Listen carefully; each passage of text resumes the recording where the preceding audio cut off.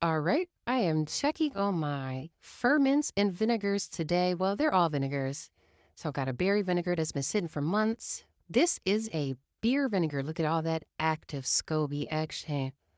Shh. See, I was about to go take another beer and start another vinegar, but then I decided to be nice and not use my daddy's beer. So um, I'll do that another day. But I am just looking for some strainers so that I can separate the vinegar from the scobies and get them fed and preserved up so I can start another batch of vinegar. So this is the berry vinegar. I don't even remember what berries I used to make this. I think a combination of like raspberry, blackberry. Um, but as you can see, there's some slimy scobies in there. This is the good stuff. So, SCOBY, of course, if you don't know, is a symbiotic culture of yeast or bacteria and yeast. So, you want this slimy goodness that you know that you've indeed got vinegar making happening in your jars, buckets, or whatever device receptacle you're using. So, I think I pulled at least 4 or 5 scobies out this berry vinegar. So, I'm going to save those. I've got some pulp from juicing that I'm going to turn into a vinegar. So since this pulp has some berries in it, I'm going to use the berry SCOBY here, add some sugar to activate the first fermentation process. And I'm going to go ahead and just add the SCOBY now and see if I can do this in all in one step. And I did throw a dash of this vinegar in there. And I'm kind of regretting that though, adding the vinegar itself. Only because, well, you'll see why in a second when I go to taste test this.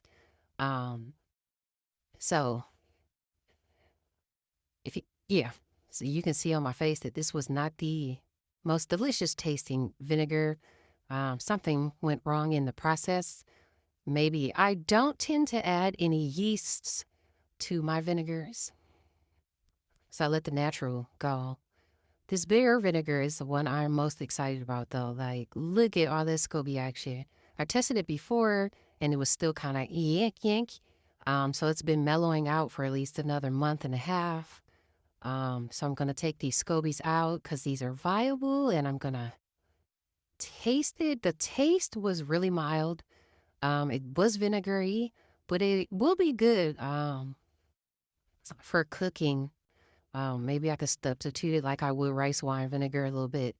So I am going to go ahead and grab this wooden spoon because I need to start sticking this metal spoon off in this vinegar. And I'm just getting out all of the scobies. Look at this chunka here, though. So when I go get some more craft beer, because this one was like a cheap beer or whatever. It was just sitting around. My daddy don't drink it.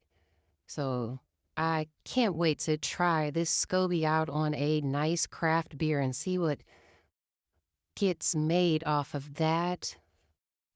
Um, so yeah, gonna bottle that up. So I'm just putting that to the side. Make sure you clean up your little messes. And I'm gonna add some filtered water in there. The water sits out to get rid of the chlorine because you don't want to add any chlorine in there to kill off the culture. And then a little sugar to feed it. And then I'm going to keep this in the fridge until I'm ready to start the next batch of vinegar. This one was an apple cider vinegar. I don't even remember the apples that I used. And it is dark. I love the color. And the smell, as you can tell, quite vinegary. And so is this taste, like strong, strong. Makes your Braggs look like water. But it was a good taste though. So I'm a queen of repurpose. So I've got some old rice vinegar bottles that I'm going to wash up to use to bottle up this new vinegar. So yeah, if you're into wanting to make vinegar, yes, you can use the fruit, convert that fruit into alcohol.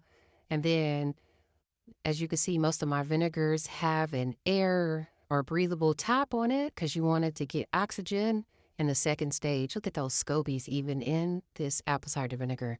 I'm going to keep these. You'll see why in a minute. But yeah, so you can use beer, you can use wine, you can literally make your own red wine vinegar. Um, Balsamic takes a while. That's a whole different process. But yeah, so I've got 2 more buckets. Yes, I be making vinegar. I don't want to buy it anymore. As you can see, Scoby got stuck to the paper towel, but there is another one down there. I didn't want to disturb it too much. I thought I could pick it up to place it in this second bucket that I have. But I'm just going to cover this back up with a towel. Let this sit some more. Give it another taste test in probably 2 weeks or so. And then if I like it, we'll go ahead and bottle that up. This was a second ferment that started late. Once again, apples, had a bunch of apple scraps, pounds and pounds of apples. So from that dark colored ACV, I'm going to just use the scobies from that and the leftover liquid. And hopefully start this. I smelled it and it smells deliciously like alcohol, which is what you want. You want that first step to convert the sugar into alcohol, and then the alcohol that's present will convert to acetic acid when air is introduced. Alcohol fermentation should be without oxygen. Second fermentation is with oxygen. So yeah, there you have it, my vinegar stash, y'all. Peace.